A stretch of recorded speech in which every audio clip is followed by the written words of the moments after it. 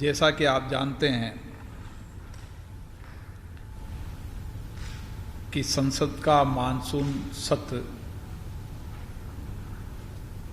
सोमवार 14 सितंबर से शुरू हो रहा है।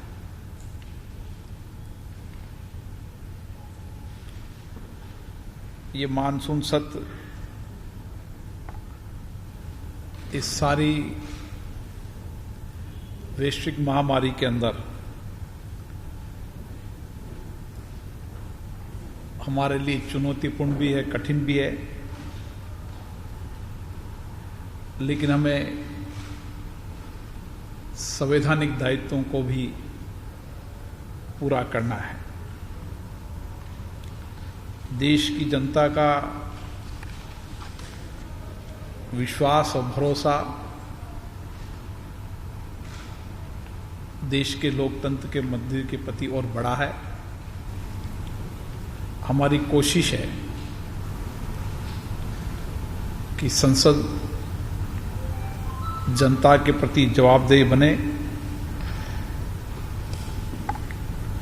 और उनकी आशा और आकांक्षाओं को हम पूरा कर सकें, क्योंकि ये देश के लिए नहीं, पूरे विश्व के लिए ये समय चुनौतीपूर्ण है। और चुनौतीपूर्ण होने के साथ साथ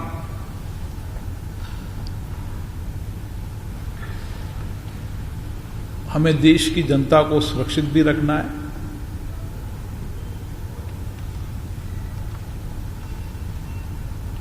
और संसदीय कार्यक्रम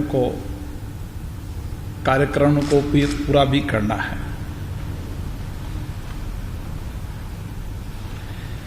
ये संसद का यह सत्र एक ऐतिहासिक सत्र इसलिए होगा कि संसद के अंदर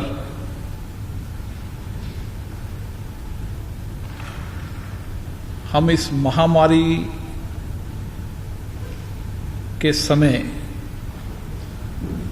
संपूर्ण सत्र को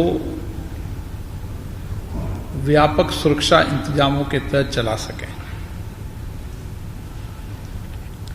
हमारी कोशिश ये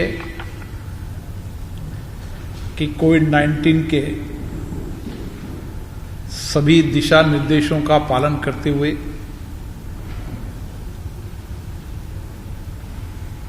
हम इस सत्र को चलाएं। हमारे सभी माननीय सदस्यों ने इस कोविड महामारी के समय अपने अपने क्षेत्रों के अंदर सामाजिक दायित्व निभाएं, जनता की सेवा किए। अब संसद में उनको संवैधानिक दायित्व निभाना है और जिस तरीके से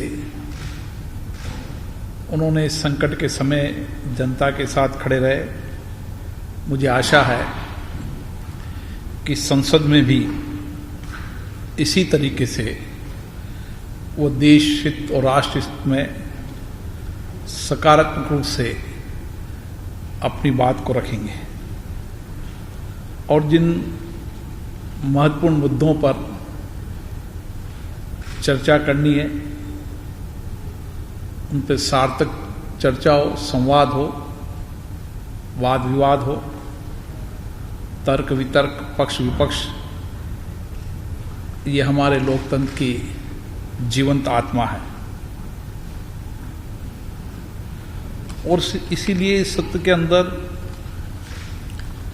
हमारी कोशिश है कि हम सारे विधायी कार्यों को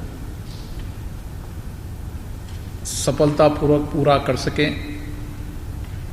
इसके लिए जो भी व्यापक सुरक्षा के इंतजाम हैं,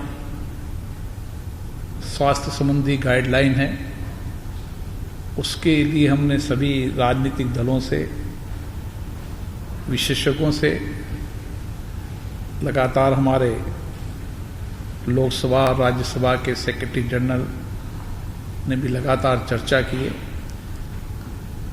और एक लंबी प्रक्रिया से गुजरने के बाद मुझे आशा है कि हम सफलतापूर्वक तरीके से संसद के सत्र को चला पाएंगे, क्योंकि इस सत्र को हमने 14 सितंबर से शुरू किया है। 14 सितंबर को सुबह 9 बजे से लोकसभा का सत्र शुरू होगा और 1 बजे तक चलेगा। 14 सितंबर के बाद लोकसभा का सत्र 3 बजे से चलकर शाम को 7 बजे तक चलेगा। ये समय 4 घंटे का रहेगा, क्योंकि हमारे यहाँ पर लोकसभा में नियम है कि लोकसभा के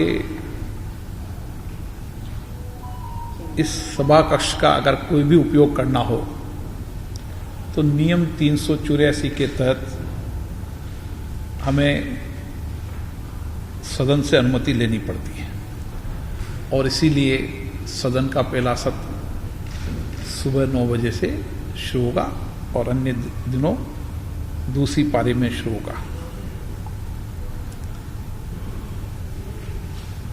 इस बार का सत्र क्योंकि जिस परिस्थिति में हो रहा है उस परिस्थिति में शून्यकाल न होगा, लेकिन अतारांकित प्रश्न सदन पटल पर रखे जाएंगे। शून्यकाल स्पेशल मेंशन आधे घंटे के लिए होगा, जिसमें सभी मान्य सदस्य अपनी बात रख पाएंगे। अन्य गैर सरकारी कार्य के लिए हम सदन में चर्चा कर और प्रस्ताव पारित करेंगे। सदन सोशल डिस्टेंसिंग से हो और उसके साथ संपूर्ण दिशा निर्देश भी हों। इसके लिए लोकसभा के अंदर जो सभा कक्ष है उस सभा कक्ष के अंदर नीचे का सभा कक्ष जिसमें 257 माननीय सदस्य बैठ पाएंगे। दर्शक दीर्घा के अंदर भी माननीय संसद सदस्य बैठेंगे, उसमें 172 सदस्य बैठेंगे और राज्यसभा के चेंबर में 60 और राज्यसभा की गैलरी के अंदर 51 सदस्य होंगे। राज्यसभा और लोकसभा दोनों में सदन एक साथ चलेगा। जो व्यक्ति जो माननीय सदस्य राज्यसभा में बोलेंगे उसका लाइव लोकसभा के सभा कक्ष में भी होगा और राज्यसभा के सभा कक्ष में होगा। इसके लिए दोनों सदनों के अंदर स्क्रीन के अंदर एक तरफ लोकसभा एक तरफ राज्यसभा दोनों दिखेगी और केंद्रीय कक्ष में भी हमने इसी तरीके से एलईडी की व्यवस्था की है। दोनों चेंबरों के अंदर मार्शल कोर्ट लाइन होंगे। जो मान्य सदस्य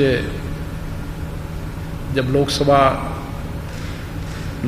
के सभा कक्ष से चल रही हो अगर मान्य राज्यसभा में बोलना चाहता हो तो वर्चुअल रूप से भी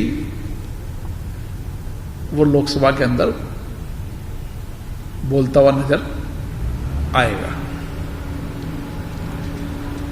हमने लोकसभा के अंदर पूरी सुरक्षा के इंतजाम को देखते हुए पारदर्शी पॉलीकार्बोनेट की शीट लगाई है ताकि हम कोविड-19 के दिशा निर्देशों की पालन करते हुए संक्रमण से बचा सके। सभी जगह लोकसभा के पूरे परिसर को हम लगातार सैनिटाइज करेंगे। संसद भवन में सभी जगह हमने टचलेस सैनिटाइजर मशीन लगाई है। जूतों को में संक्रमण न हो इसके लिए भी हमने विशेष फुटमेट लगाए। अन्य जो भी व्यवस्थाएं हो सकती जो गाइडलाइन स्वास्थ्य मंत्रालय की है उस गाइडलाइन के तहत व्यापक सुरक्षा के इंतजाम किए जाएंगे। और हमने कोशिश की कि सभी माननीय सदस्यों से आग्रह किया है कि वह अपना अपना टेस्ट निश्चित रूप से कराएं। उसके लिए टेस्ट भी कराएंगे और उसके साथ साथ सभी कर्मचारी, अधिकारी, जितने भी लोग हैं उन सबका हमने टेस्ट कराने का निर्णय किया है। सभी मान्य सदस्यों का RT-PCR टेस्ट होगा। जो अन्य अधिकारी हैं जो इस लोकसभा भवन के बाहर की साइड बैठेंगे उनका रैपिड एंटीजन टेस्ट शुरू हो चुका है। और हमारी कोशिश है कि ज़्यादा से ज़्यादा सदस्यों का ज़्यादा से ज़्यादा अंदर आने वाले, जिसमें सभी आप पत्रकार साथी हैं, उनका भी हम RT-PCR टेस्ट कराएंगे ताकि लोकसभा का पूरा परिसर व्यापक सुरक्षा इंतजामों के साथ हो सके।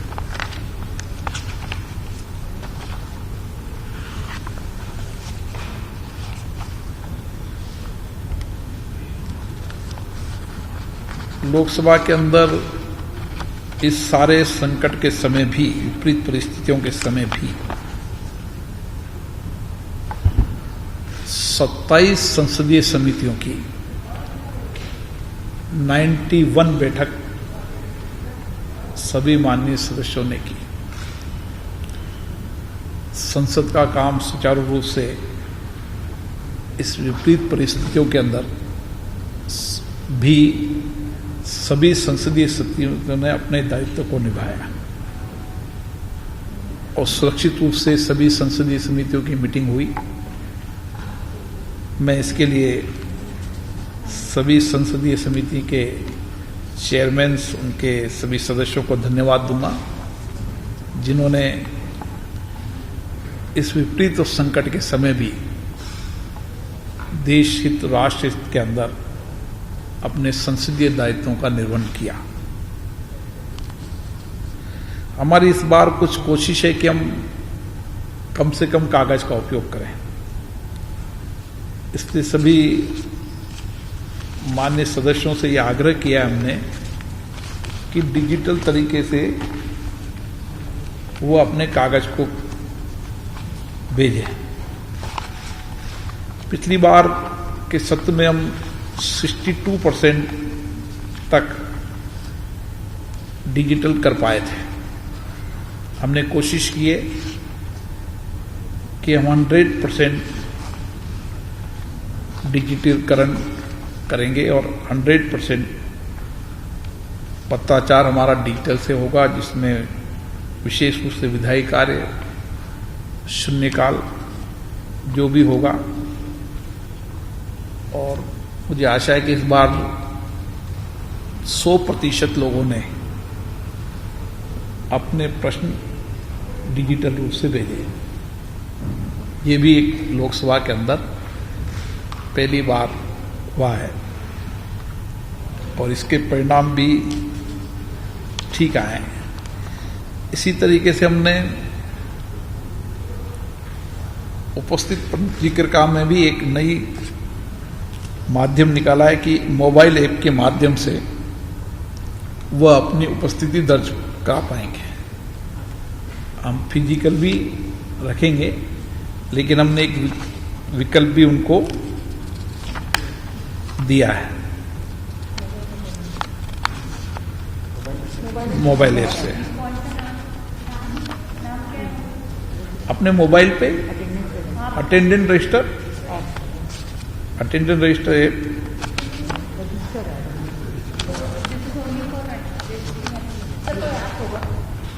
हाँ, घर बैठे नहीं कर पाएंगे उसको, संसद परिसर में कर पाएंगे। संसद परिसर में कर सकते हैं, कोऑर्डिनेट मिलेंगे तो संसद परिसर के बाहर नहीं कर पाएंगे।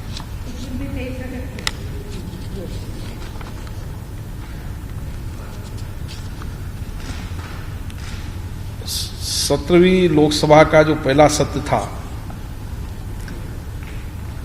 उसके बारे में मैं इतना ही कह सकता हूं कि सभी मान्य सदस्यों के सहयोग से वो उत्पादकता की दृष्टि से कीर्तिमान साबित हुआ, जिसमें 37 बैठकों में सभी में प्रश्नकाल हुआ और सार्थक वाद हुआ, विवाद हुआ, चर्चा हुई। एक भी विधेयक बिना चर्चा संवाद के पारित नहीं हुआ। और द्वितीय सत्र की में भी उत्पादकता 115% रही और तीसरे सत्र में 90% रही। अपने आप में ये तीनों सत्र मिलाकर उत्पादकता की दृष्टि से 110% रही, जो अपने आप में कीर्तिमान है। प्रश्नों के आधार पर भी देखें तो हमारी कोशिश रही कि हमने अधिकतम मान्य सदस्य प्रश्न पूछ सकें। उसका भी 96 के बाद एक रिकॉर्ड रहा। उस समय 3.35 प्रश्न एक पूरे सदन में आते थे। इस बार 6.68 प्रश्न सदन के पटल पर मौखिक रूप से माननीय सदस्य पूछे, माननीय मंत्रियों ने जवाब दिया। विधायी कार्य भी पर्याप्त मात्रा में हुआ। शून्यकाल भी 2436 शून्यकाल के मामले उठाए गए। 377 के अंदर भी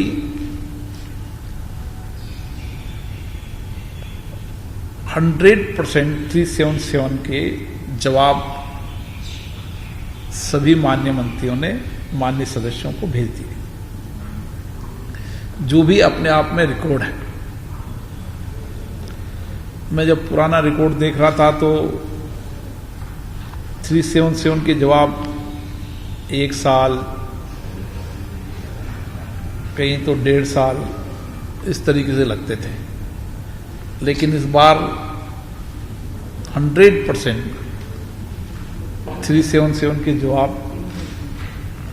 377 के जवाब हमने, क्योंकि वह सीधे माननीय मंत्री जी के यहाँ से माननीय सदस्य तक पहुँचते हैं, सभी माननीय सदस्यों को दिए और हमने रिव्यू किया हमारे सेक्रेटरी जनरल ने, और इसका परिणाम निकला कि हम चाहते हैं कि संसद जनता के प्रति जवाबदेह बने और माननीय सदस्य जो चुनकर आते हैं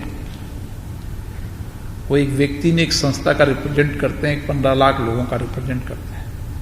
उनकी भावनाओं को, उनके क्षेत्र की समस्याओं को, उनके क्षेत्र के अभावों को सदन के माध्यम से सरकार के सामने रखते हैं, तो सरकार उनको जवाबदेही से, उनके हर उठाए हुए मुद्दे का जवाबदेही से जवाब दे।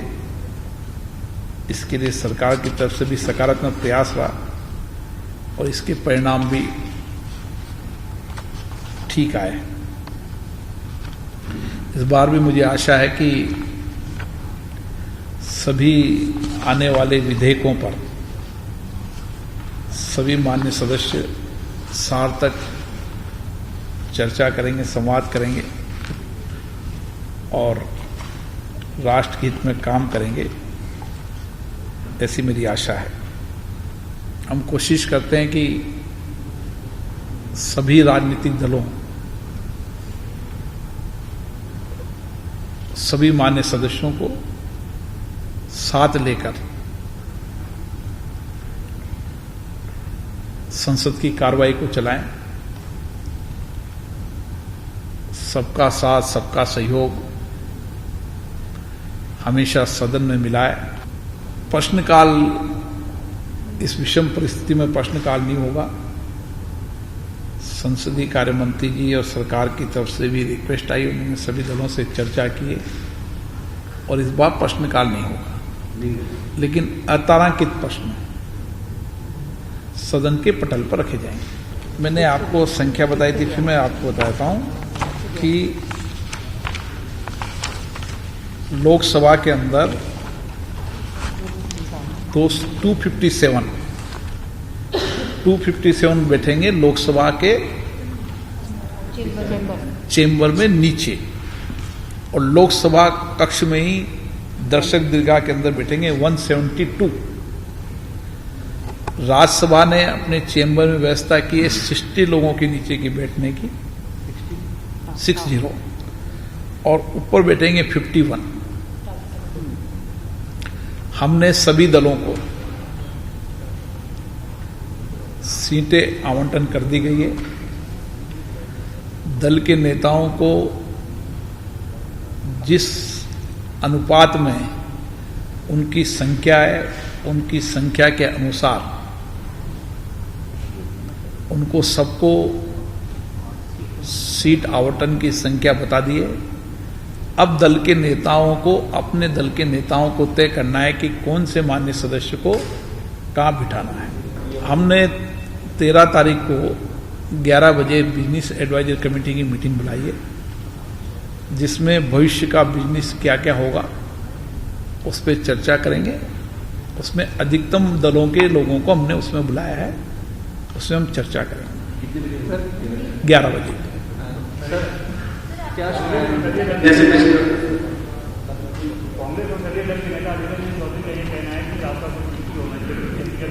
क्या? हाँ, सभी दल के नेताओं को प्रजातंत्र में अपनी अपनी बात कहने का अधिकार है, और उपाध्यक्ष के विषय में उन्होंने कहा है, मुझे भी पत्र लिखा है, और सरकार इस पर अपनी कार्रवाई करेगी। संविधान में व्यवस्था की है तो निश्चित रूप से जरूरत है। जब संविधान में व्यवस्था की है कि अध्यक्ष उपाध्यक्ष होंगे तो निश्चित रूप से आवश्यकता है। सर, जो शून्यकाल आपने कहा आधा घंटे का किया है, जैसे क्या इसको किसी दिन बढ़ाया भी जा सकता है या फिर फिक्स रहेगा पूरे सत्र पर? ये क्या बदलाव हो सकता है बीच बीच में? आप ये फैसला तो सदन ही करेगा। अभी तो शून्यकाल आधे घंटे का निश्चित हुआ है, परिस्थितियों के अनुसार विचार करेंगे। सर, 7 बजे के बाद भी कुछ बढ़ाया जा सकता है सर? परिस्थितियों के आधार पर विचार करके निर्णय करेंगे। अगर सदन इसके अंदर, सदन का समय तय होता है 11 बजे से 6 बजे तक, उसके बाद सदन की सहमति से सदन को आगे बढ़ाते हैं। सदन रात को 11 बजे भी चला है, 12 बजे भी चले, 1 बजे भी चला है। इसी समय जो आपने प्रश्न उठाया है, सदन की सहमति के आधार पर निर्णय करेंगे। क्योंकि उपाध्यक्ष का चुनाव, मुझे अध्यक्ष को उपाध्यक्ष नहीं बनाना होता, सदन को बनाना होता है। चुनाव की प्रक्रिया है। जब चुनाव की प्रक्रिया शुरू होगी, उसकी तारीख उस समय आपको बता देंगे। इस सेशन में रिस्ट्रिक्ट है डिप्टी स्पीकर का इलेक्शन? अध्यक्ष को उपाध्यक्ष नहीं बनाना। नहीं, पर लिस्टेड है सर क्या? नहीं, अध्यक्ष को उपाध्यक्ष नहीं बनाना, इसलिए अध्यक्ष को उपाध्यक्ष बनाना तो मैं निर्णय देता आपको।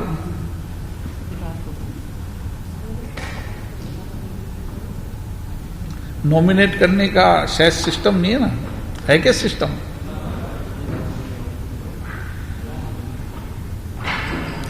और कोई सवाल?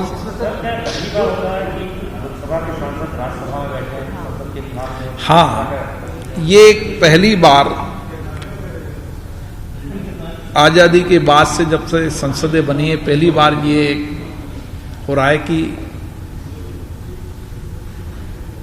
इस कठिन परिस्थिति में भी संसद का सत्र चल रहा है और इस विपरीत परिस्थितियों में भी सभी माननीय सदस्य संसद में आएंगे, ऐसी मेरी अपेक्षा है। और ये पहली बार हो रहा है कि लोकसभा के सदस्य राज्यसभा में, राज्यसभा के सदस्य लोकसभा के अंदर बैठेंगे। आपने जो विषय बताया समितियों के विषय में, मैंने नियम प्रक्रिया के तहत, क्योंकि नियम 270 और दूसरा 52 दोनों नियम के हवाले मैंने दिए हैं और दोनों नियमों के तहत मैंने पत्र दिखाता, और पत्र की लैंग्वेज में आपको बता दूं क्या है। पत्र भी मेरे सामने पड़ा है ताकि सबके क्लियरिफिकेशन हो जाए। मैंने कहा है कि निर्देश 55, जिसमें निर्देश 55 में निर्देश 55 जो ऑलरेडी निर्देश हुआ और नियम 272 का हवाला दिया। इसके अलावा मैंने कार्ल शक्दर के उनका हवाला दिया, उसमें लिखा है कि ताकि आप संसद की किसी बात को गलत तर्क के आधार पर नहीं लिख सकें। संसदीय परंपराओं, क्या लिखा है? संसदीय परंपराओं के अनुसार समिति में उन विषयों का परीक्षण नहीं किया जाता जो न्यायालय में विचाराधीन हो। क्या लिखा है?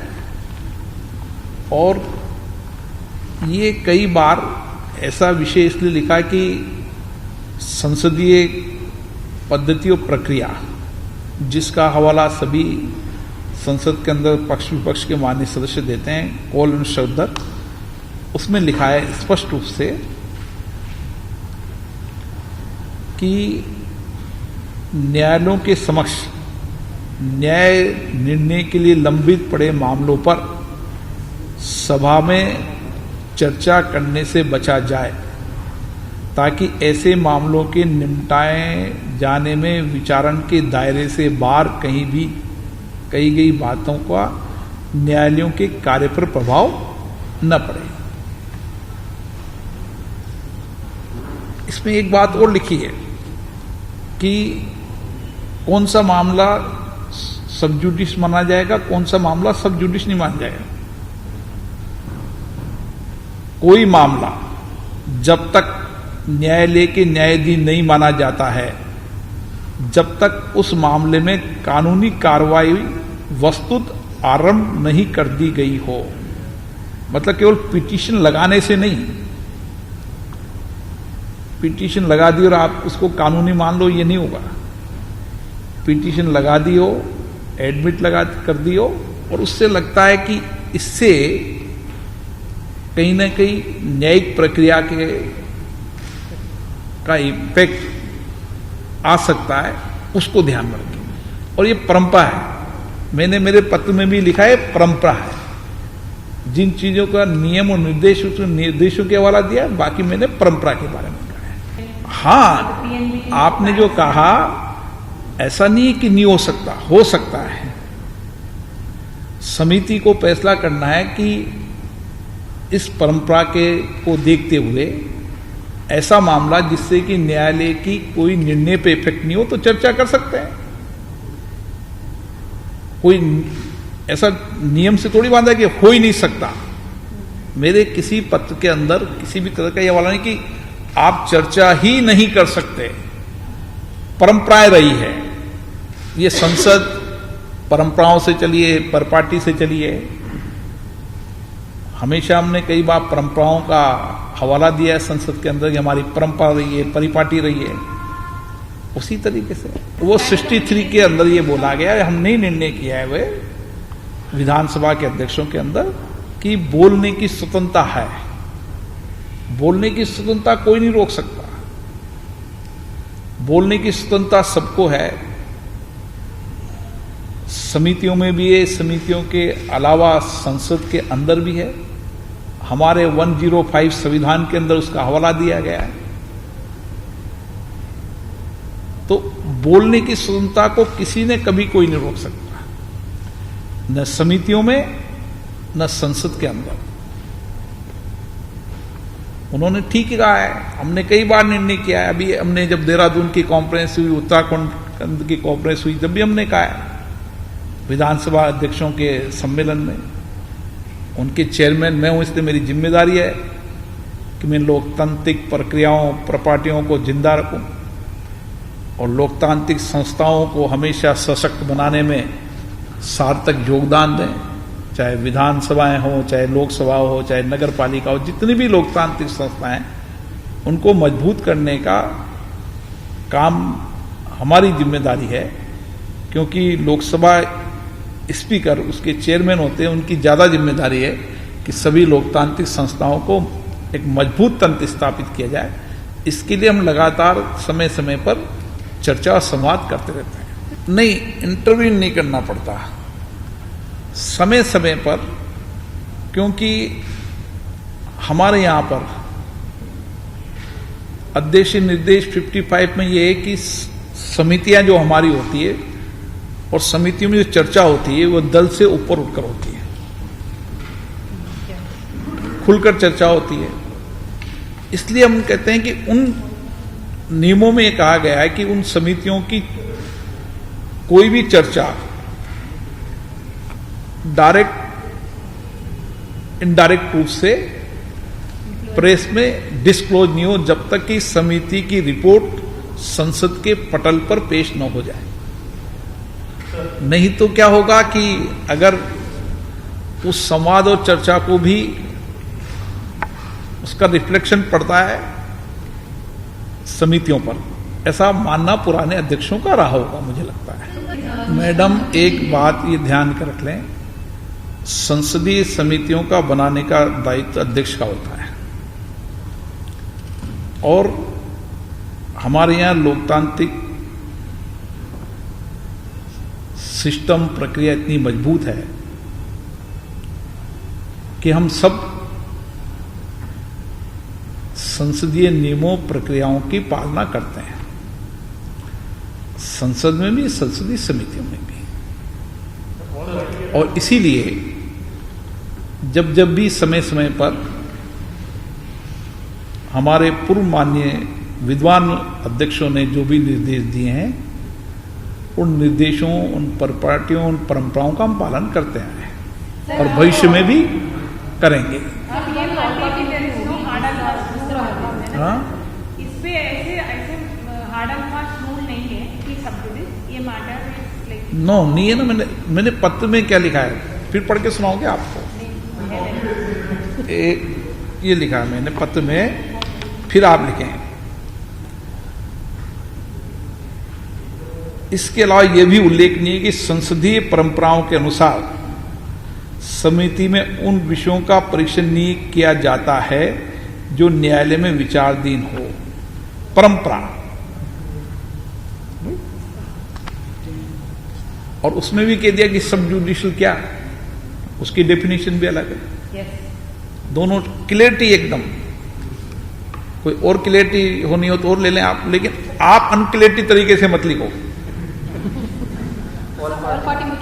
आप ये मत लिखो कि अमुक निर्देश जारी, निर्देश देने का अधिकार मेरा है और समय समय पर मैं आवश्यक दिशा निर्देश देता रहता हूं। और पहली बार हमने शायद 19 साल में पहली बार जनरल पर्पज कमेटी की मीटिंग बुलाई, जिसमें सबसे चर्चा की, ओपन चर्चा की। हमने सभी कमेटियों के अध्यक्षों से लगातार मेरा संवाद रहता है, चर्चा रहती है।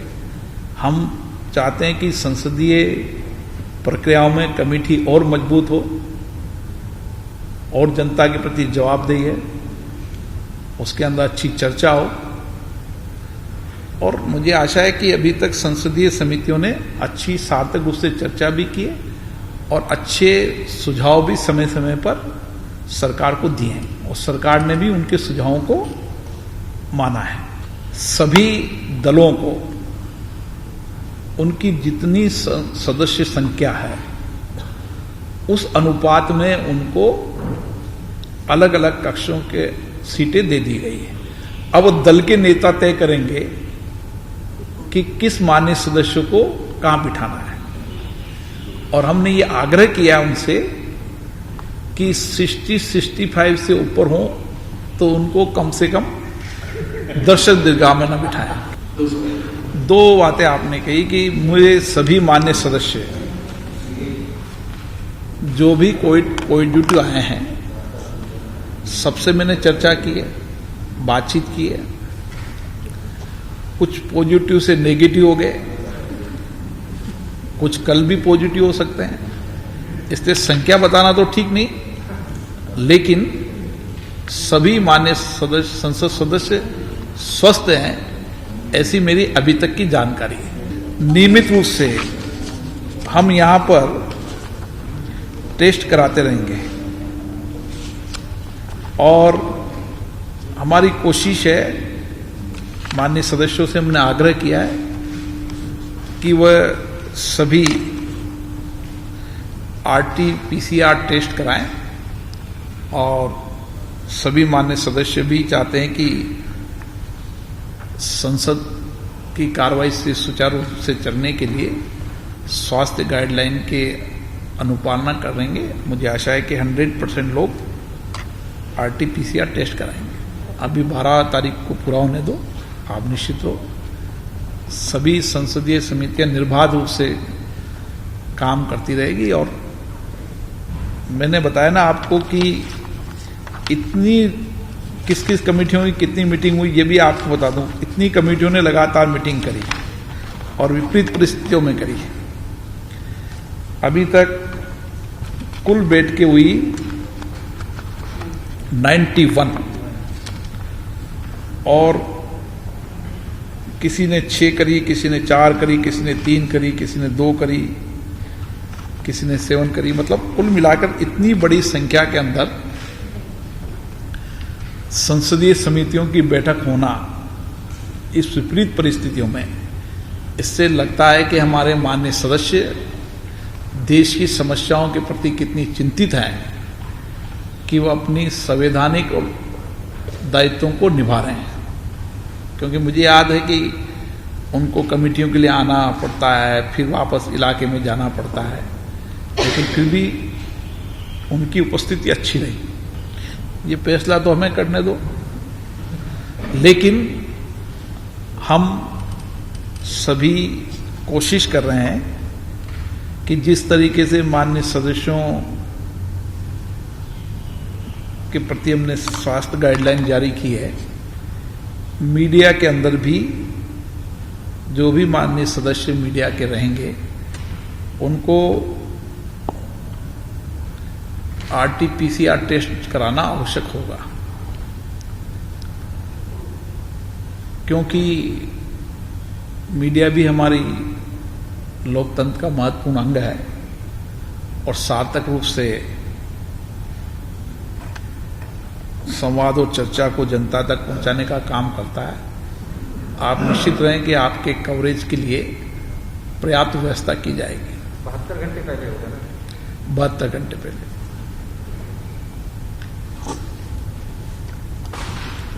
और कोई विशेष? पर्याप्त समय यहां भी दिया मैंने आपको,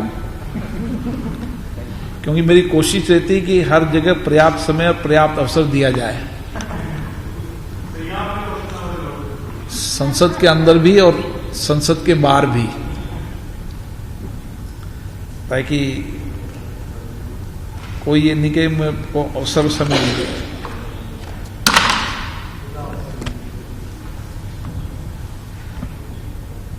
अब आप बताइए, और कोई विशेष व्यवस्था करनी हो जो आपकी जानकारी में हो तो बताइए। बिजनेस एडवाइजरी कमेटी की मीटिंग जिसमें आगे का बिजनेस तय किया जाता है। बिजनेस एडवाइजर कमेटी मीटिंग महत्वपूर्ण होती है, उसी में चर्चा की जाती है, वही एक महत्वपूर्ण हिस्सा होता है। हाँ बोलिए।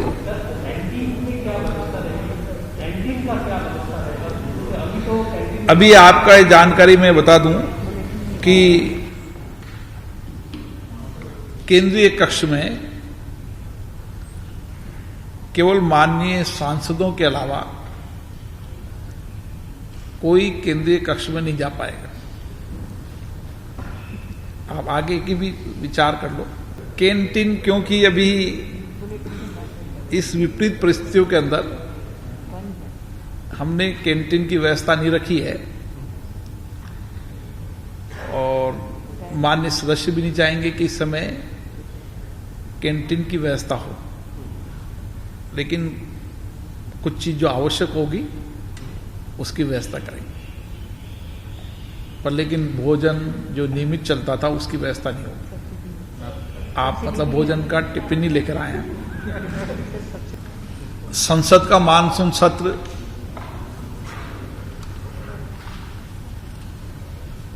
14 सितंबर से शुरू होगा।